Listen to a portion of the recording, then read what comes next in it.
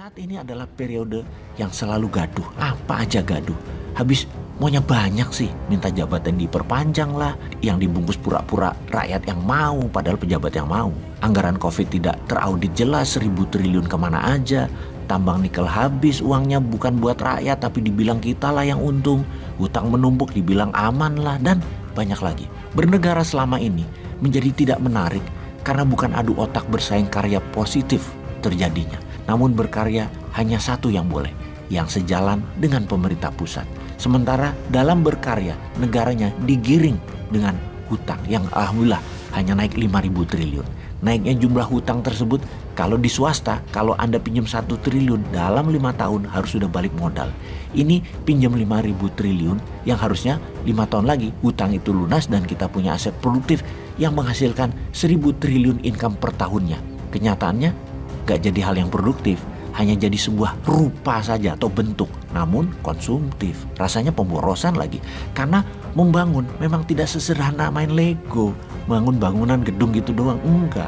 Herannya lagi, hutang masih dibilang aman, masih dibilang bagus, masih jauh dibandingkan negara lain kok persentasi jumlah hutangnya dengan PDB nasionalnya. Yang kalau pejabat ngomong demikian pengen deh naikin jari tengah rasanya. Bos, yang lain memang utangnya besar tapi terbanyak pakai mata uangnya sendiri. Jepang utang terbesar adalah menggunakan yen, berutang pada lembaga sendiri. Tiongkok sama juga pakai yuan. Amerika apalagi ngutangnya pakai dolarnya sendiri.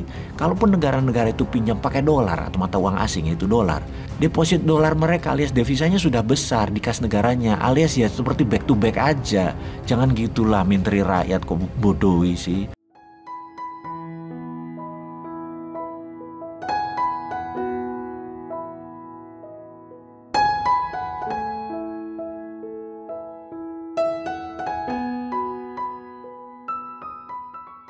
Sebelum kita membicarakan 6G dan telekomunikasi berbasis satelit, sebuah teknologi yang akan dengan cepat melewati generasi 5G yang akan membuat manusia melompat ke level yang peradaban manusia belum pernah terjadi sebelumnya.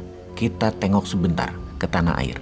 Kita semua pasti sepakat, di Indonesia terjadi perubahan cara mendapatkan uang dalam 4 atau 5 tahun terakhir ini. Yaitu jika Anda ingin menjadi triliuner atau multimilioner adalah bukan dengan dagang, tetapi dekat dengan pusat pemerintahan atau pejabat pusat. Masa 5 tahun terakhir ini adalah era di mana uang hanya berpusat di pusat pemerintahan dan beredar di kalangan elit dalam jumlah yang sangat besar.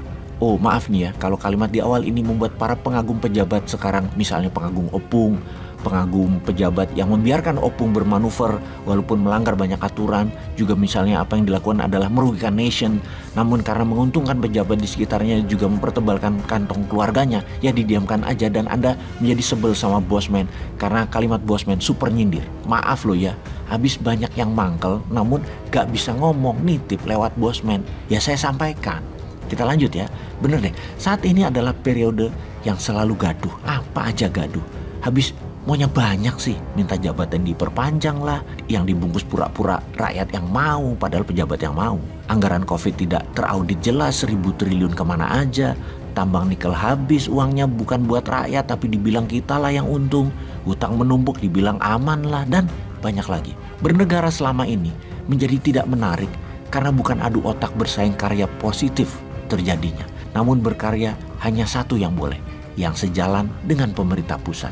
Sementara dalam berkarya, negaranya digiring dengan hutang yang alhamdulillah hanya naik 5.000 triliun. Naiknya jumlah hutang tersebut, kalau di swasta, kalau Anda pinjam 1 triliun dalam 5 tahun harus sudah balik modal.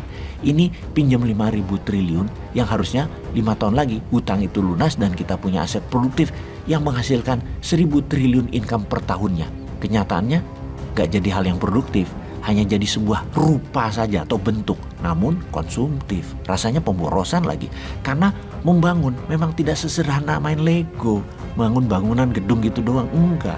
Herannya lagi, hutang masih dibilang aman, masih dibilang bagus, masih jauh dibandingkan negara lain kok persentasi jumlah hutangnya dengan PDB nasionalnya. Yang kalau pejabat ngomong demikian pengen deh naikin jari tengah rasanya. Bos, yang lain memang utangnya besar tapi terbanyak pakai mata uangnya sendiri. Jepang utang terbesar adalah menggunakan yen, berutang pada lembaga sendiri. Tiongkok sama juga pakai yuan. Amerika apalagi ngutangnya pakai dolarnya sendiri. Kalaupun negara-negara itu pinjam pakai dolar atau mata uang asing yaitu dolar, deposit dolar mereka alias devisanya sudah besar di kas negaranya, alias ya seperti back to back aja. Jangan gitulah minteri rakyat kok bodohi sih. Udahlah, kalau kita gimana? Sudahlah gitu ya kita ngomongnya. Kita membahas dunia aja sekarang. Tahun 2023 adalah tahun menarik. Tahun teknologi melompat ke level tertinggi di tengah-tengah kekacauan dengan segala yang tidak bisa diprediksi. Tahun 2023 tahun yang sangat berwarna. Tahun yang dibayangi resesi. Tahun yang dibayangi dengan turunnya daya beli dunia. Tahun yang diperkirakan akan mendapat gelombang COVID strain baru lagi. Tahun winter panjang bagi Eropa yang berimbas ke tahun winternya ekonomi dunia. Tahun perang Rusia, baik panjang maupun pendek sehingga selesai, selama tidak pakai nuklir, tak akan pengaruh bagi ekonomi dunia. Namun berubah ekosistem kehidupan Eropa. Bagi dunia nggak terlalu. Tahun 2023 adalah tahun untuk terbang sukses berkelimpahan bagi mereka yang bisa mengadopsi, beradaptasi, dan mengambil peluang. Kita bicara 6G sekarang, bayangkan. Kita bisa mentransfer data 1 tera cuma dalam 1 detik memakai 6G. Bisakah membayangkannya? Bakal sehebat apa hal itu? Oke, kita kasih ilustrasi. Dalam 1 bulan, sebuah keluarga misalnya sang suami bekerja full work from home. Sang istri nonton drakor setiap hari di Netflix, anak-anak lihat YouTube dan belajar dari rumah 8 jam sehari. Penggunaan internet sebulan paling tidak lebih 200 GB.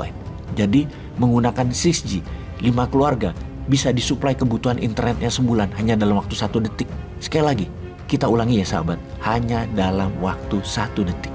Ketika Indonesia mulai mengubah layanan dari 2G ke 3G di tahun 2008, dunia sekitar kita berubah.